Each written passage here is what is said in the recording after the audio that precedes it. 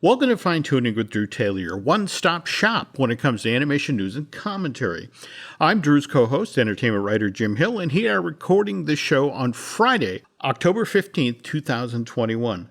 This week's show begins on kind of a sad note. We lost two huge talents this week, didn't we? Yes, we did. It was not a great week for legendary people in the animation sphere, but they had very long and productive lives, so I'm heartened by that. That is true. So should we go ladies first, or do we want to talk about Mr. DePatie first? Well, why don't you talk about Mr. DePatie, because I don't know if as many people know about him. All right. Well, David H. DePatie started his career at Warner Brothers Animation back in the early 1960s, ironically, just as they're getting out of the theatrical short business. We know him today largely because he teamed up with Friz Freleng.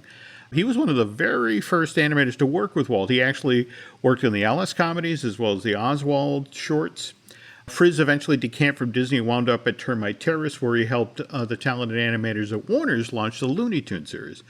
Warner Brothers closes its animation studios in '64, but Dave and Friz team up to form DePatie Freleng Enterprises. They are working out of the exact same building, Termite Terrace, that all of the great Warner Brothers shorts were produced in. But the character that puts him on the map is the Pink Panther, created for the title sequence of Blake Edwards' March of '54 comedy. The character gets spun off immediately into its own series of shorts. And the very first short in the series, The Pink Fink, gets released in December '64 and takes home that year's Oscar for Best Animated Short. Before Richard Williams took over, didn't he do the intros? Yeah, he did Return of the Pink Panther and Pink Panther Strikes Again. But again, DeFreleng did Saturday morning cartoons, likewise animated specials like 1971's The Cat in the Hat. We also know them from the title sequence of the original I Dream of Jeannie. But here's the thing, I didn't know until just this week, DePatie Freleng did the lightsabers effect for the very first Star Wars movie. Oh, wow. I didn't know that either. Yeah, I'd never seen that up until now.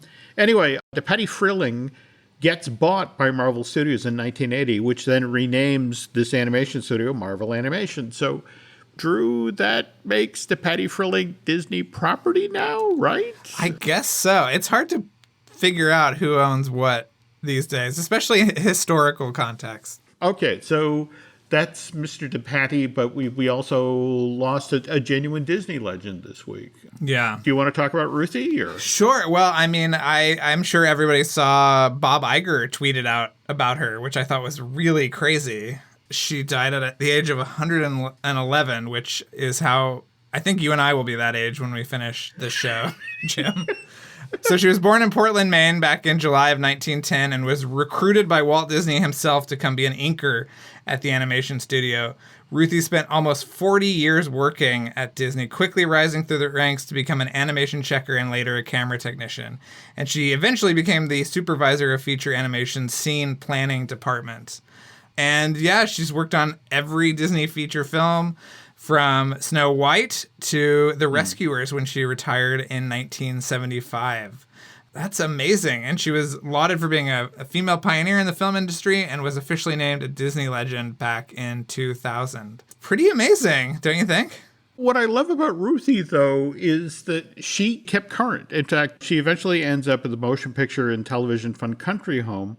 But in her 90s, she's working on their in-house television channel. She's the one doing tech work. She's the one working with Final Cut Pro, putting together short films and ads for the people in the community. When she passes away earlier this week, she's 111. She's the oldest member of Women in Animation. And Ruthie is one of a handful of people on the planet who experienced two pandemics. She survived the Spanish flu in 1919 and the COVID outbreak of 2020. And Drew and I offer our sincerest condolences to the friends and family of David H. DePatie and Ruthie Tompson at this sad, sad time.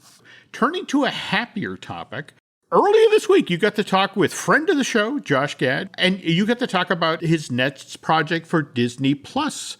Olaf Presents. Can you tell us a little bit about this new series of animated shorts? Yeah, I mean, the whole concept of this new series of shorts is based on when Olaf was recounting the events of the first Frozen in Frozen 2. So this time we have him telling the stories of Tangled, Moana, The Little Mermaid, Aladdin, and The Lion King. So I'm pretty excited. And they were directed by Hiram Osmond, nephew of Donnie and Marie, who did the At Home with Olaf micro shorts. I think he animated those all himself. Crazy. Yeah. Crazy. So these will be debuting on Disney Plus November 12th, which is, of course, Jim, I know you've got it circled in your calendar, Disney Plus Day. Oh, God, that's right. Yes. So, and I have to admit, I love the promotional line for Olaf Presents. It's like his interpretation of the classics is classic. And now, again, you actually got to talk with Josh about this next set of shorts. Olaf Presents touches on 3 of the hand-drawn films from Disney's second golden age. So we got Mermaid from 89, Aladdin from 1992, and Lion King from 94, and then 2 CG films from Disney Animation's, what one might argue is the third flowering, 2010's Tangled and 2016's Moana. But nothing from Disney's first golden age. What did Josh have to say about that? I believe he said he wanted to do like Cinderella and Pinocchio, but they said, no, Josh, you sit there and you make funny noises.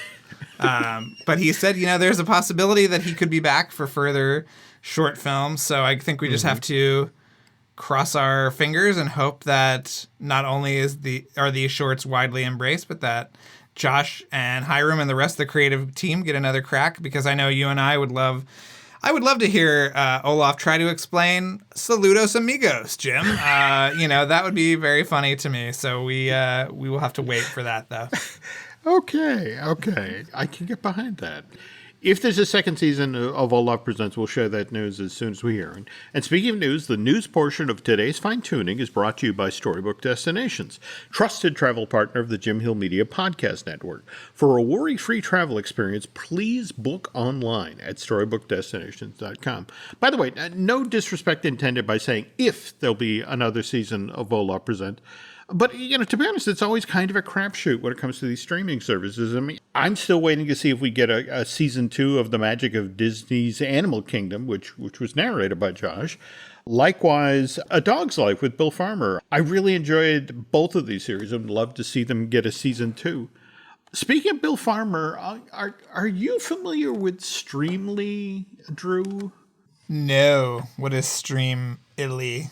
I don't know, okay? But earlier this week, Nancy is sitting there with her phone watching Streamly, and who's on Streamly but our buddy Bill Farmer, the voice of Goofy, likewise the voice of Hop Pop on Disney's Amphibia. While Bill's on there, and he seems to be autographing photos for fans of Goofy, but while he's on there, he's talking about how there's supposedly a documentary in the works about the Goofy movie. Evidently, Kevin Lima, the director of that film, has tons of behind-the-scenes footage when it comes to the making of this 1995 Walt Disney Pictures Disney Movie Tunes release. And you did a story of size about that for yes. Vulture, didn't you?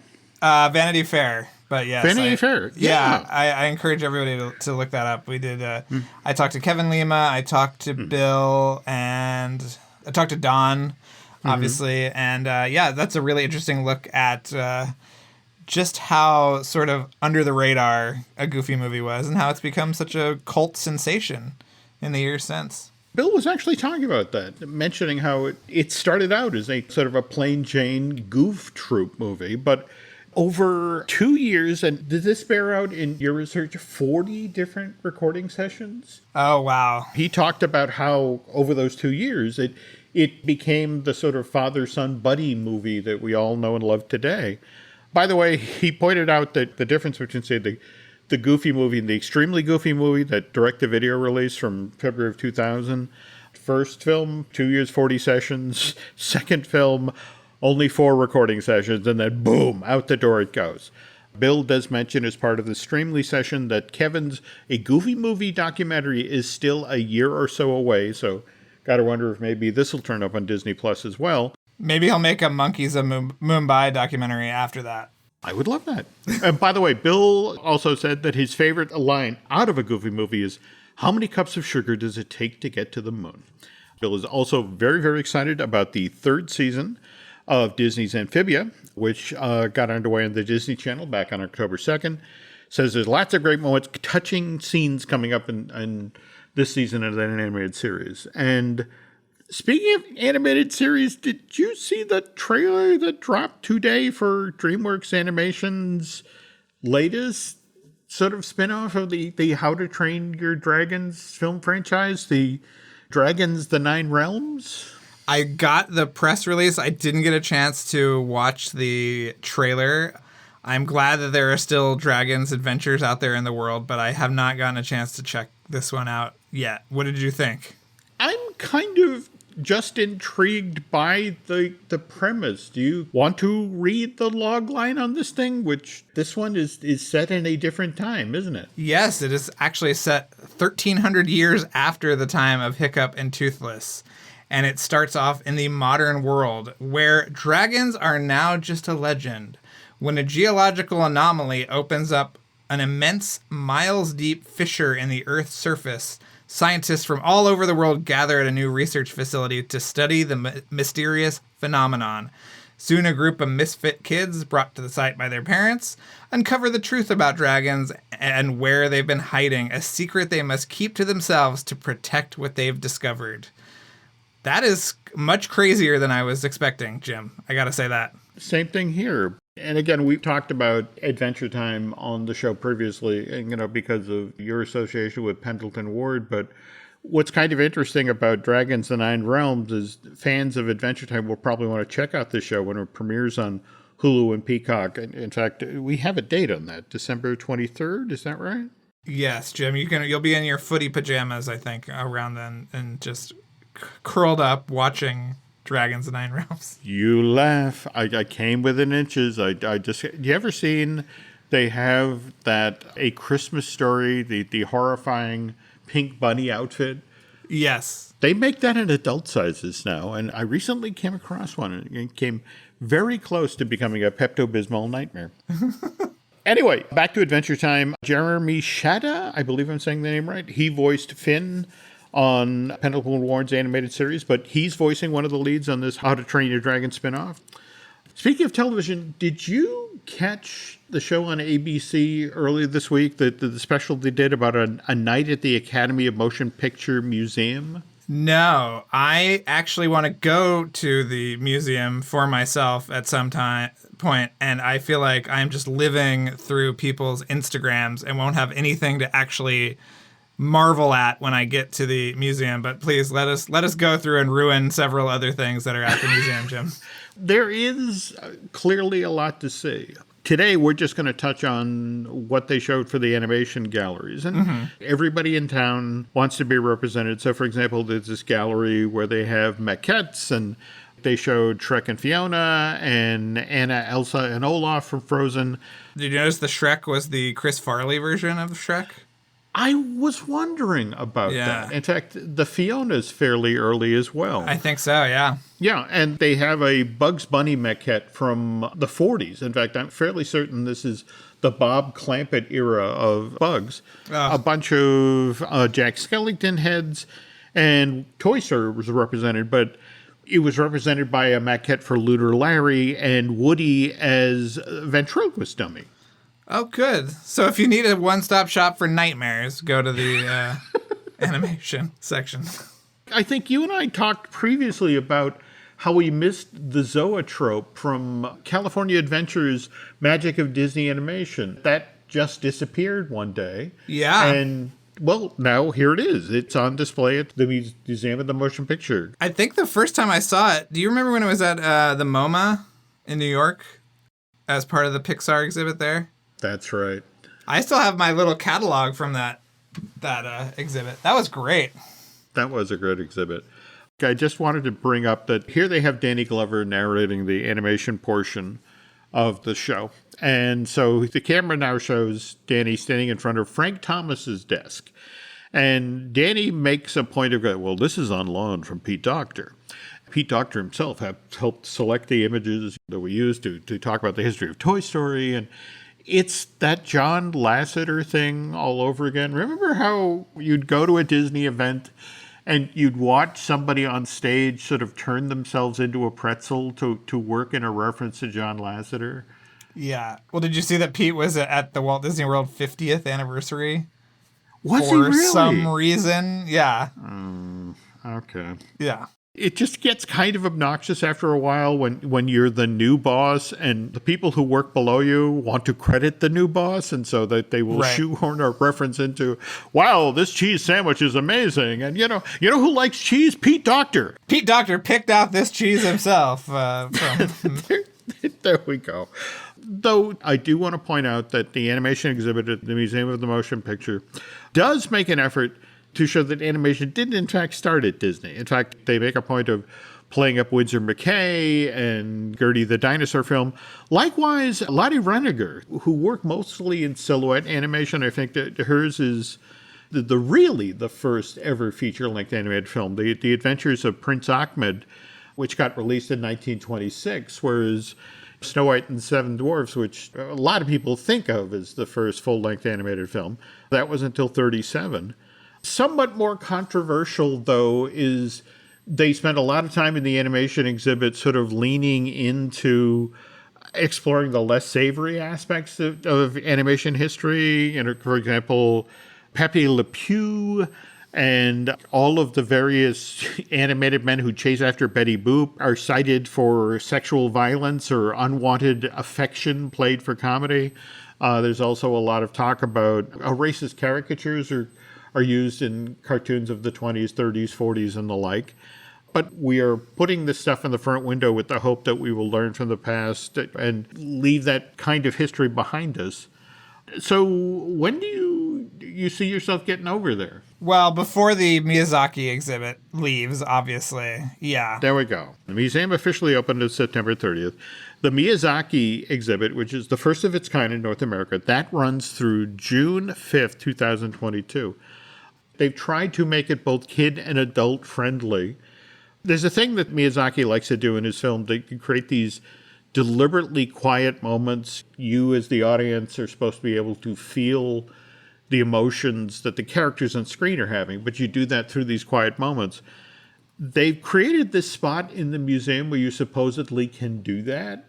It's a faux grassy hillside that you're encouraged to lie down on and then look up, because Studio Ghibli has created this faux blue sky filled with clouds, and you're just supposed to sit there and have your own, I think the Japanese word for it is quiet of moment reflection. And that's pretty funny coming from an animation studio that literally worked people to death.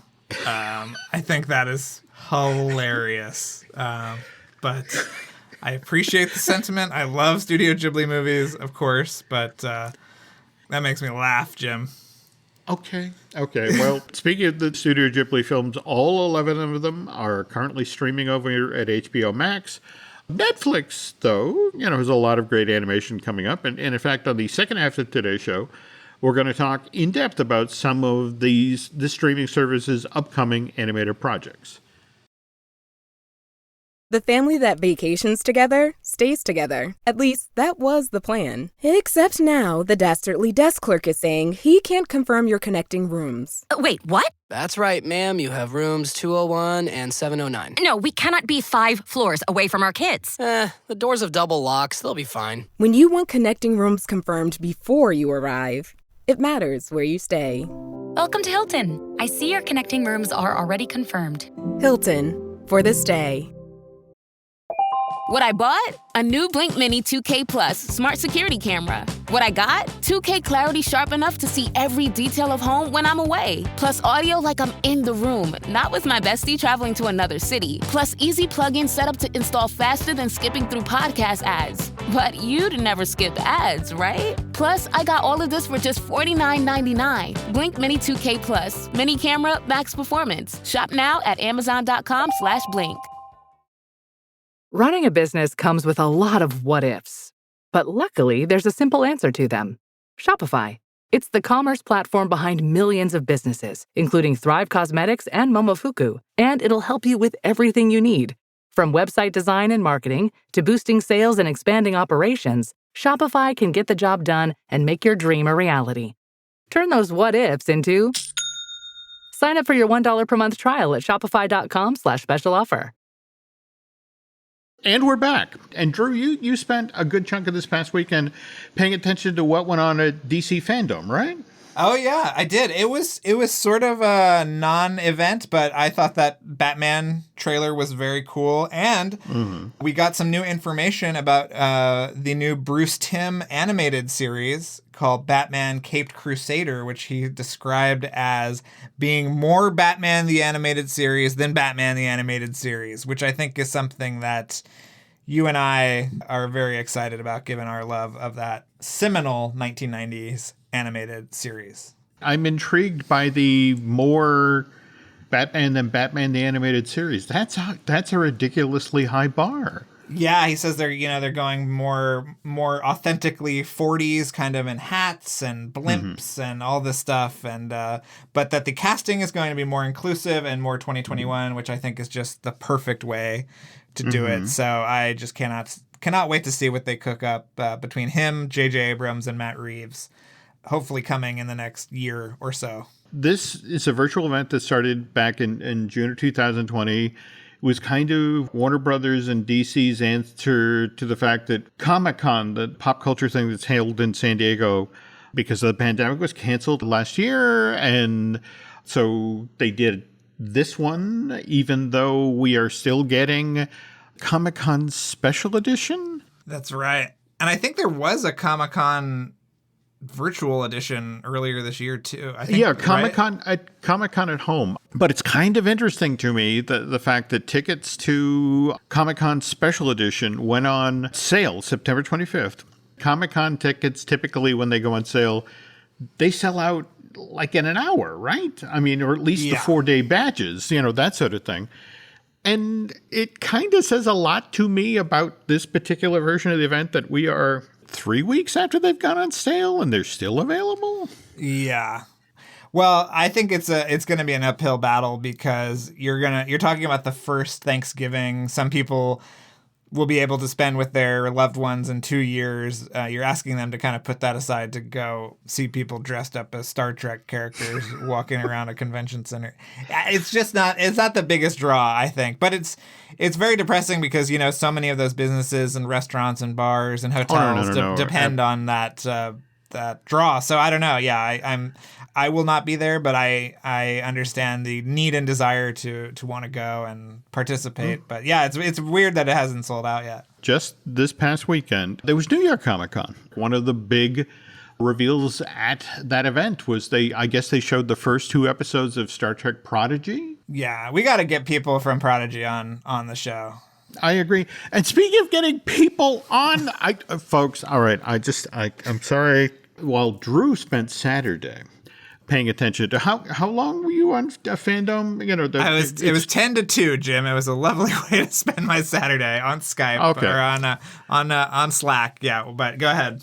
Okay, so he spends 4 hours watching Fandom. I, on the other hand, spent 4.5 hours on Sunday watching Maya and the Three, which is this 9-part miniseries that's going to debut on Netflix this coming Friday, October 22nd. Did you see how Maya and the Three has been described? It's Lord of the Rings, only hilarious. Yes. And it was the first time it's a real bullet point. I mean, it's true. Yeah. This was one of my favorite things I've seen all year. It comes to us from Jorge Gutierrez and his lovely wife, Sandra Equihua. She's actually the creative consultant, and it was a designer on the show as well. I could not wait to talk to these two, all right? I prepped questions because, again, it was so good, so enjoyable. And I'm an idiot, all right, who can't tell time because I was sitting here waiting for it to be the time because it's on LA time. So I'm sitting here waiting for it to be 5:50 so I can hop on Zoom to be with Drew and so I can interview Jorge and Sandra. And not 10 minutes ago, I get a phone call from Drew, who basically says, you missed our interview. And it's like, what do you mean I missed our interview? It's not starting for another 20 minutes. It's like, it's LA time. Okay, do the math with me, Jim. You add 3 hours to 140? Is that 540 or is that 440? And it's like, ow! Yeah. So what you're about to listen to, and by the way, thanks so much to the very nice folks at Netflix for setting this up.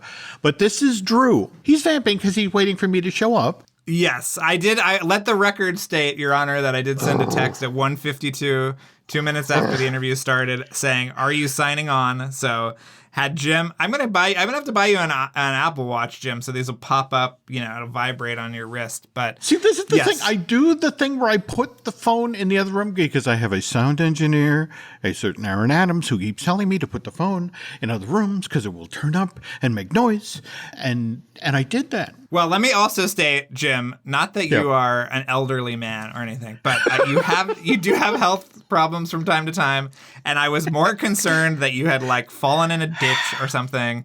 So when I called you, I was just relieved to hear your voice. You were okay. You were alive. That was what is important to me. I'm alive, but I'm so disappointed because, again, let's let Drew talk with Jorge and Sandra and let them explain why this, honestly, folks, this is appointment viewing. This is something, I realize 4.5 hours is a huge chunk of time, but you really need to set aside the time to see Maya and the Three. But let's listen to Drew and Jorge and Sandra explain how this ridiculously ambitious animated series came to be. Good to see you finally. I feel like we're interacting on Twitter all the time, so it's nice. I know. Face to face. Face to face. Drew wrote very kind words about Maya. That's really nice. I loved it. Yes, it is quite an accomplishment. You should both be very proud, and I am sure that it is a relief that it is finally over. Right? Well, we keep joking. It's not. I think it's just started. It's like, oh no. We've been pregnant for 3 years, and this baby's got to get out. Yeah, it's like you're like, oh, how lovely it would be to have a child, and then when it's finally out, you're like, oh my gosh, here comes the rest of it. Yeah. Well, what else do you have to do? Are there toys coming? I see. There's a lot of interviews happening. Just how people react to it, And then the award season is. We've started award season, so it doesn't feel like we're going to be done promoting for a while. Right. One thing that I loved that you guys did that I wanted to ask you about that people don't do a lot, and it always makes me question why they don't, is you went out of the frame. You went into the black, and I was wondering where that came from. What was the inspiration, and how did you decide when to do it and when not to do it? So I wanted to do it a ton on Book of Life, and 20th Century Fox Studios, which no longer exist, wouldn't let me. So this was my revenge to be able to go in there. And then I remember when 3D movies were a big deal, and studios were trying to figure out how to sell that to people at home. They literally had stuff go into the black, and I found it super weird and funny. And so for Maya, I said, well, what if we treated that seriously? And what if we used that as another element to tell the story? And obviously, I'd seen, Samurai Jack or Scott Pilgrim versus the World sort of play around with that stuff. So for us, it was, well, let's literally put it in the scripts and let's use it as another form of, just like music and color and sound. Let's use it as another tool to help tell the story. So when a big deal happens, we have characters break it. And then in the fights, whoever's in control, the frame gets bigger for them.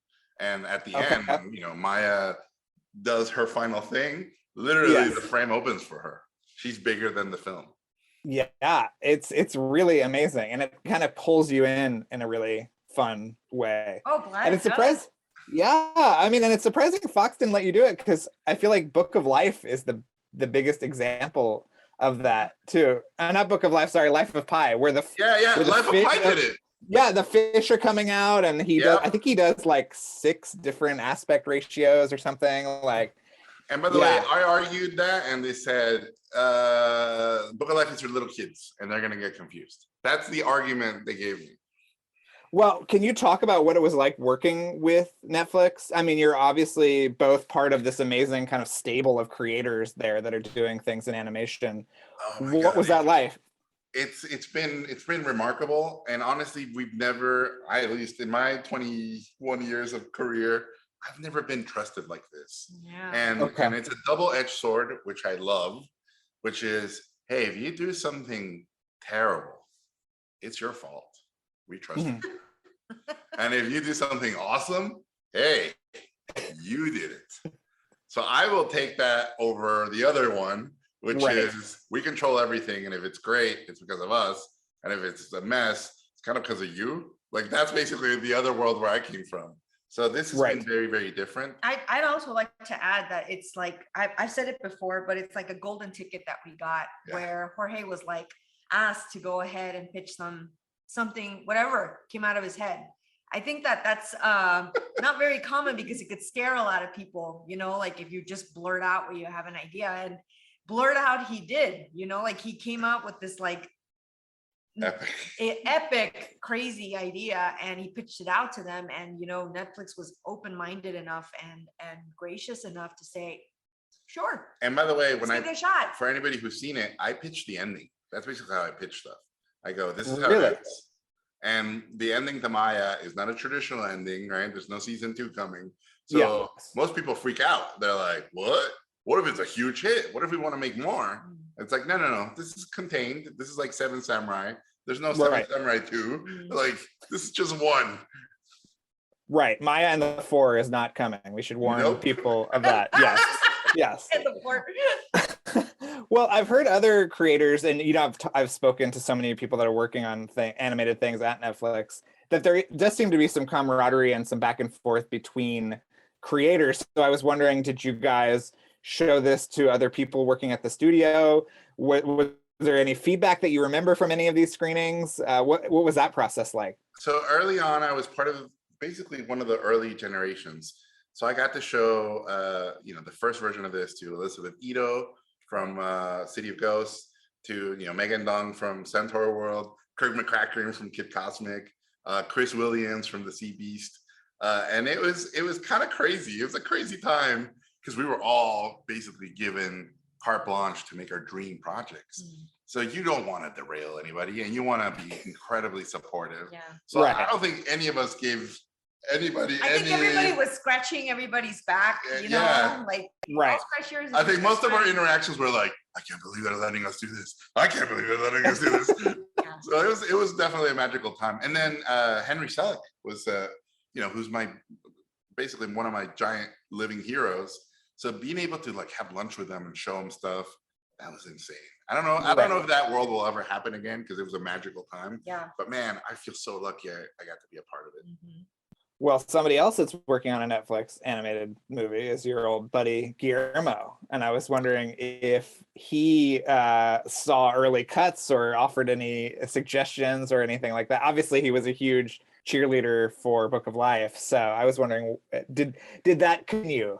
Yeah, I mean, we had a catch-up lunch maybe a year ago when I had enough footage. He's my hero. So I was like, Guillermo, I want to be able to show you some stuff. And he's like, okay, show it to me. This is mid-COVID, so it was a remote lunch, and I showed him like, I don't know, it must have been like 10 minutes worth of footage, and I was like, what do you think? I was super nervous, right? And he goes, Gordo, this is so you. It's perfect.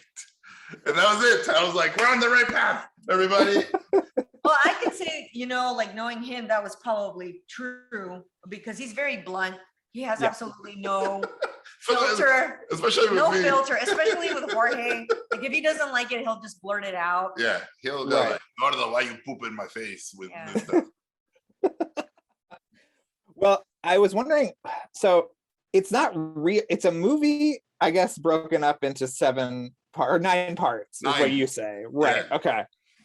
And it has a feature level of animation. And I was wondering how kind of logistically you broke that down. I mean, I'm assuming it is not a $300 million movie. So how you kind of like made that happen, you know what I mean? Because if you made a 9-hour Pixar movie, I mean, I don't think there is enough money in the world to pay for that. So I was wondering how you kind of made that happen. We made it work like a movie. Honestly, we treated it like a 4.5 hour movie. I was directing every episode. The board artists, instead of doing episodes, they were doing sequences of all 9 at the same time. So we really looked at Lord of the Rings and we said, hey, they made three movies at the same time. I'm a bearded fat guy. If Peter Jackson can do it, I can do it. So his logic, I swear. The math is solid. I mean, it's airtight as far as I'm concerned. Yeah. Story of my life. Yeah. But there's kind of a sad coda to this, which is that your animation studio shut down afterwards. And I was wondering, what was your experience with them? Did you try to kind of intercept on behalf of them with Netflix? So, as much as you could say, what kind of happened there? Well, I'm heartbroken. Those guys are brilliant. Tangent Animation in Toronto and Winnipeg did remarkable, incredible work. And so after they delivered, and this happened, right? Future projects with Netflix didn't work out. I was devastated because these become your friends and your literally your family. Yeah. I mean, thankfully, that collective group has, of course, and obvious to everybody found the job immediately because there's so much work happening over there. But that collective, like, they were the freaking Beatles over there. So that's the most sad thing for me, that collection of people that grew, that spent, they did Next Gen and then they did Maya. They were brilliant together. So I'm heartbroken as everybody else. Not to mention, I wanted to make my next movie over there. So. Not to mention that, like, when you're working with somebody and you have like this wonderful chemistry with them, and you created this nice dance that you have with them, where they say, "I will give you this, and you give me back this." Like, they had such a good fluid rhythm going on, and then for it to just end, and then not be able to work with that again, it's kind of heartbreaking. Yeah. I mean, you as a designer and a creator, I imagine do not give them easy tasks. I mean, even with the design of all the characters, I don't think you've ever seen characters in CGI that are that bulky, that have that many kind of layers. I mean, it's really it's amazing, but I mean, it must have been hell for these poor guys having to animate this. I think they're used to it by now. You come into my cantina, you know what kind of drinks you're gonna get. Right. Was there any design that was too challenging for them? They said, we cannot have that many skulls dangling off of this character. Well, I mean, what usually happens, as you know, is the character designers, their stuff gets a little bit watered down by each department, so that they're easier to light, easier to animate, easier to blah, blah, blah. Because I'm a character designer and I'm the director. Lucky. Must be nice. I don't let anybody water down the character designs. And honestly, yeah, it's why the stuff looks the way it looks. Another weird thing we do is we design the characters. Literally, Sandra designs the girls. I design most of the dudes. We design them first as I'm writing. So by the time it gets to, like, when I pitched Maya, I had a maquette of Maya done. I'm like, this is what the character looks like. This is what the ending of the show is. If you don't like the way she looks and the way it ends, tell me now and we'll shake hands and we won't work together. So I basically go in with a look already established. Okay. And these characters are really, really crazy, but we always talk about, we love sculptures. And so they should work as a sculpture by itself. A still. And if they move, then it's a bonus. But the sculpture has to work by itself. This is why we need toys or something. Please, for the love of God, get in touch with Sideshow or something. We need we need Alfred Molina's face to open up and all that. Can I ask what some of the inspiration was? I mean, obviously you mentioned Gendy's Samurai Jack. You can definitely feel that, but I mean, this kind of the scope of inspiration seems really broad. Everything from kind of giant monster movies, not to give anything away, but to these more personal stories. What were both of you looking at during the production of Maya and the Three? So for me, honestly, I went back to the epics that I love. So I rewatched Good, the Bad, and the Ugly. There's a lot of spaghetti western stuff in Maya. I definitely went back to rewatch Seven Samurai. This idea of armies and people making a difference, even though there's hundreds and hundreds of characters. I also went back to my anime favorites. So I rewatched Ninja Scroll, which make, fighting specific demons. There's a lot of references to that. And then another big one for me was Baron Munchausen, the Alien version of these characters that are good at a certain thing, and this leader who's flawed. Well, you forgot.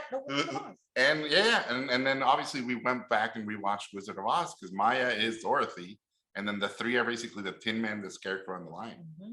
Right. But a lot more murder than in and with Dorothy shows up and straight up murders that poor witch who was doing nothing bad. Well, I mean, did you think of this as an epic initially, or was it the kind of carte blanche freedom that Netflix gave you that said, yeah, I can make this 9 parts? I mean, what was that? You went both ways. No, I mean, honestly, I literally was like, this is the mother of all animated epics. Epics having epic babies. Like I basically I went all in, and it was even bigger, I have to admit. It was really what you guys are seeing is those poor writers too, man. Thanks to Sandra, I kind of grounded it a little more, and there were a lot more deaths before. Yeah. Really? Okay. Even more. Well, you start out, I think we can talk about the first episode because it's the first 30 minutes, but you killing off all of Maya's brothers. That's pretty hardcore for a show that seemingly little kids can watch. I think everybody can enjoy it. But what were there discussions about how intense to go? Yeah, and I kept bringing up Bambi, and I kept saying, well, we're not as bloody as Finding Nemo, where they murder 500 babies and the mom and the mother. Like that's nothing compared to that. And then I also said, as a story, if you because animation is full of fake deaths. If you have characters die early, then the audience knows the stakes are real. Yeah. Yeah. You have to admit that the movie was the series was a roller coaster of emotion. And you need to have those deaths in order to have that, right? I mean, I always reference Pan's Labyrinth. Guillermo, one of the things he did in that movie that's brilliant is one of the first deaths in that movie is a helpless old man. Right, the captain kills him with a bottle, and the rest of the movie, you're like, "Holy cow! If that can happen to someone that innocent, what will happen to everybody else?" Dude, Game of Thrones, right? Like it's it was true. like, yep. Who's what? Next? Yeah. Well, and you do have a beautiful, because you have this element of the spirit world.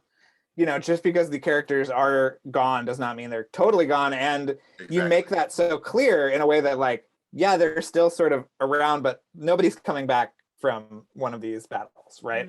Yep. Yeah. You can Zoom with them, but you can't hug them. No. Well, I mean, have you started thinking about the next baby after completing this journey? Oh yeah, we're working on a new movie for Netflix animation, and it's gonna be pretty crazy. And spoiler alert, there's Mexicans in it. Oh my God. Is this another all ages? I mean, would you like to do I'd say that. Okay. And then we're doing a bunch of stuff with different departments, one of which is the adult animation department. So there's a lot of stuff coming, but we're way, way, way early. And of course, if Maya does really well, I think they're gonna trust me. If Maya doesn't do well, then I might not get to do some of the more crazy ones. Well, I think they'll trust. I mean, what does an adult animated Jorge project look like? Is it just? Oh, it's okay. When he pitched it to me, I felt like you felt dirty. Oh my God, Jorge, that's not right. Like really not right. Like there is really adult ideas in there, and it's not like him. Like I didn't know that part of his brain existed. This is who you're married to. Yeah. It's like discovering that you're. Yeah, this enchilada has a lot more flavors than you thought. Yeah, like I thought I knew him, and then he pitched that to me, and I was like, oh. But then you were like, "Can I design it?" Yeah, I did. And now you are. Yeah. Now I am. Okay, of course. Well, I mean, I think animation is in a pretty good place this year, especially because it was one of the only things that could keep happening during the pandemic, have you guys been watching a lot of stuff? Have there been stuff that have been inspiring you as you're going along this journey? I have to say, Mitchell's versus the Machines really knocked my socks off. I had heard about it for years, and it was even better than I had dreamt it was going to be. And then Demon Hunter, the anime, I'm hooked. I'm so hooked. I'm like, what did happen next? Isn't it like it's like one of the biggest hits in China or something, right? Yeah. Yeah. I mean, I saw that it dethroned the Miyazaki movie Spirited Away as the biggest box office hit in Japan. The movie did, and I was like, how dare they bump Miyazaki? I gotta see what this is all about. And then I saw the movie and I was like, this makes no sense to me. I need to watch the series. And then I watched the whole series, and now I'm like, I love this. Well, you mentioned the awards campaigning that you are about to embark on. What is this going to be submitted as a show, as a movie? Do you know, like, okay, what is it? So it's going to be a TV show? It's going to be submitted as a TV show. So other TV shows, we're coming for you. Okay. Is there ever any chance of some kind of theatrical exhibition for it? I mean, Netflix is buying up theaters. How is that gonna work? Like a 4.5 Well, what if you hour... did like one night? I see. I'm just programming this already. You did one night. You did like half of it, and the next night the other half. I mean, London Film Festival showed 4 episodes in a row, and it went really well. And then I just went through the Guadalajara Film Festival, and I saw it with a full audience. First 2 episodes. Weren't you on the balcony? And I was on the balcony, and people were laughing and cheering. And you know, the idea from the beginning was a lot of kids, and especially people like us, we discovered movies on television. Right? I saw Good, the Bad, and the Ugly and Seven Samurai on TV. We didn't see them at a revival house cinema because we just didn't have those. So the idea from the beginning was, let's pretend these were movies, and now you get to see them at home. And what have you interacted with people that have watched some of the episodes? I mean, what has that been like?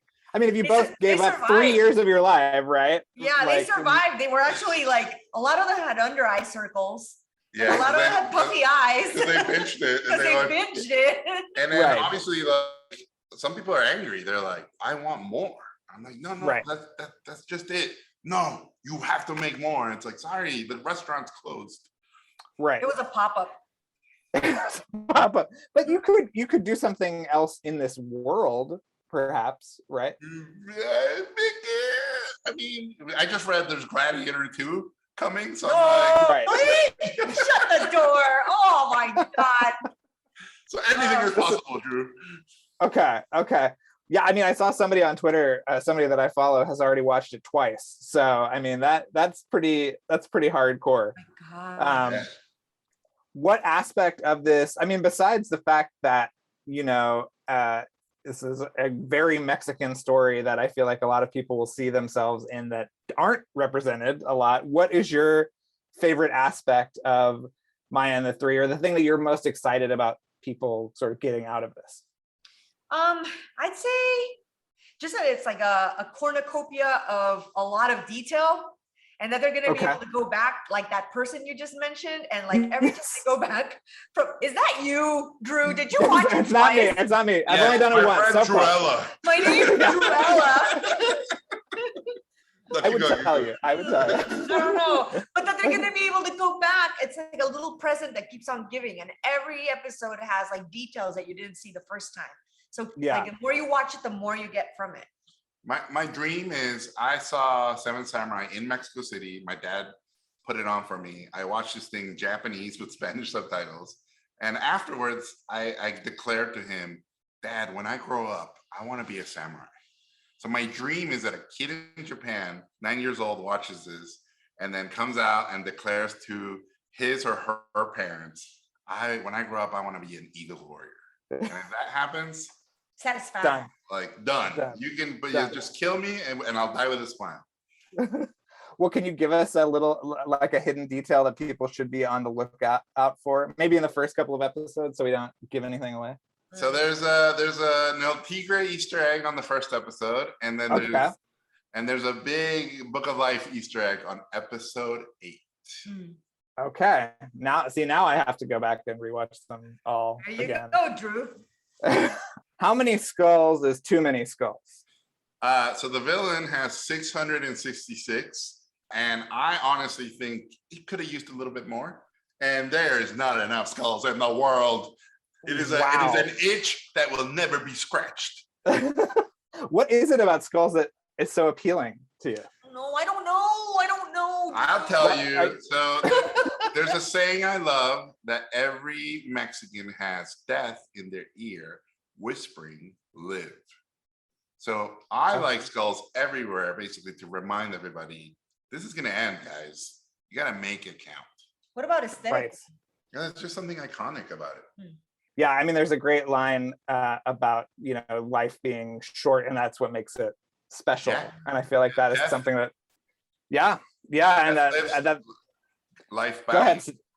Yeah, the there you go. Without death, there'd be no value to life. Right. And I feel like we've all been living with that certainly over the past couple of years, and I feel like this is a great way to process some of that.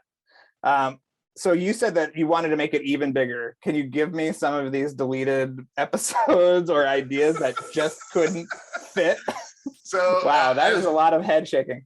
So the battle, for starters. Well, the battle, there were going to be, honestly, there were going to be just more gods and more, there was going to be this crazy gauntlet, and then we were going to have gods from other cultures. So it was going to sort of imply that there's a whole network of gods and they all know each other. So like American gods.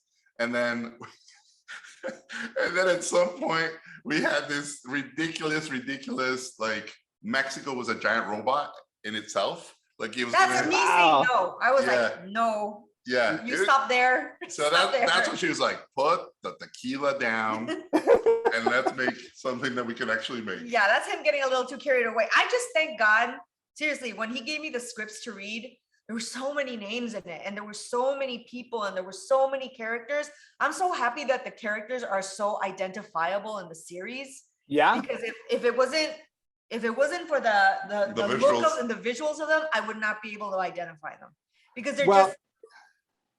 Yeah, there's a lot, but you do also the kind of cold open that kind of establishes each culture. Yes. Was that always a part of it, or was that something that you found you needed as you were kind of going along? I think you always wanted it. Yeah, I love in the good, the bad, and the ugly how you get introduced to each of them. Yeah. So I was like, I'm gonna do that with all the gods. I'm gonna do that with all the worlds. Like, it's part of the world building. Plus, it helps. It helps.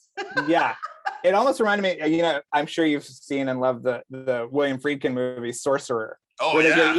Each character has like 20 minutes of setup before they even get to the jungle. It was sort of like that. I'm so happy that movie's been sort of rediscovered as a masterpiece. Yeah, it's so great. Well, can you tease anything else that's coming down the pike that we should be on the lookout for? And where do we send our letters demanding Maya and the 3 action figures? So we signed with Netflix for a while. So we're doing a movie, hopefully a series, maybe an adult thing. And that's all we can say, but there's a lot of stuff coming. Yeah. Okay. Well, thank you so much for putting this out into the world. I absolutely adored it. And it's so great to talk to you face to face. Anytime you need to chat about something, please let me know. I'm always available. And Sandra, it was so nice to meet you. You're likewise. And you guys enjoy the rest of your day, and we'll talk soon, I'm sure. You too. You have great energy. Oh, thank you. Thank you. Of course. Talk to you soon. Bye. Take care. Bye. I have all of these questions because I really, really love that show. Well, listen, I'll reach out to Jorge today. He and I are kind of buddies, and he will be on this promotional tour for a while, he says, for awards consideration and everything else. So we'll try to have him back, and we'll see if Jim can redeem himself, much in the same way that Maya redeems herself as the Eagle Warrior in Maya and the 3. But yes, I agree with everything that Jim said. It is appointment television's one of the most impressive animated feats of the year, I would say. No, absolutely. From the first episode where you establish the world. In fact, I love that there isn't a character in this that doesn't get a full arc. It is ridiculously confident storytelling. Yes. And yeah. let's also remind folks that this isn't the only ambitious animation that's coming from Netflix in the coming months. We have Summit of the Gods, which begins streaming on that service on November 30th.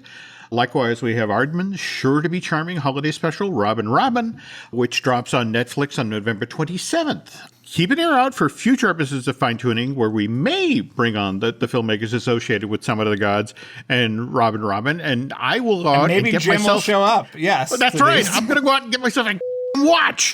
So, cannot believe I missed this interview. Anyway, if you're looking for a great podcast to listen to till new episodes of Fine Tuning, that perhaps I might even make an appearance on, show up. May I suggest Drew Taylor's terrific Light the Fuse. So what do you got on Light the Fuse this week? Well, this week we're talking to Ben Rosenblatt, who's a really fascinating character, and he was an executive at Bad Robot and oversaw VFX for Rogue Nation, and he worked very closely with Tom on Ghost Protocol. So we get a lot of amazing stories, including who was almost hired to be the secretary in Ghost Protocol. And it's an even bigger star than Tom Wilkinson. So you definitely have to check that out. We were shocked. We were shocked to learn who they wanted. So, yeah. All right, folks, if you could do Drew and I have a favor. If you could head over to Apple Podcasts and rate and review, well not just Fine Tuning, but also Light the Fuse, that would be incredibly helpful. Social media-wise, can you tell folks how to find you there, Drew? Sure. It's Drew Tailored, like a tailored shirt, on Instagram and Twitter. And I put up some pictures from Oogie Boogie Bash, and we have talked about Maya and all this other stuff on there. So please take a look. As far as you can find us on Twitter and Instagram as Jim Hill Media, and on Facebook as Jim Hill Media News. And that's going to do it for this week's edition of Fine Tuning, folks. Thanks for listening, and take care.